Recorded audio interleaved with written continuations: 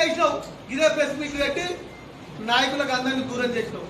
BRS పార్టీలో 10 ఏళ్ళ నుండి ఇదే గ్రూప్ రాజకీయం చేసి బీఆర్ఎస్ పార్టీ నాయకులకు కొందరు సెకండ్ క్యాడర్ను దూరం చేసినావు. ఇవాళ బీజేపీకి ఏదో బీజేపీలో ఎన్నో ఏళ్ళ నుంచి కష్టపడ్డ నాయకులు ఉన్నారు.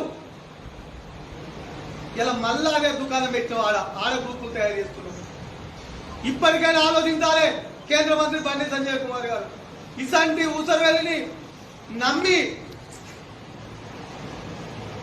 నిన్ను అభిమానించే ప్రజలకు మీరు దూరంగా వద్దని టీఆర్ఎస్ పార్టీ పక్షాన మీకు సూచిస్తున్నాం.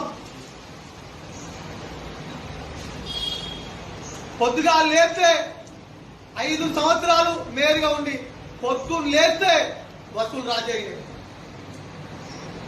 స్టేట్ ఇంటెలిజెన్స్ కాదు, సెంట్రల్ ఇంటెలిజెన్స్ కూడా మీద రిపోర్ట్ ఇచ్చింది. తెలంగాణలో కాదు, భారతదేశంలో మొదటి అవినీతి పరుడు ఎవరైనా ఉన్నారు గూగుల్లో కొడితే వచ్చే పేరు ఇది అవినీతి మేయర్.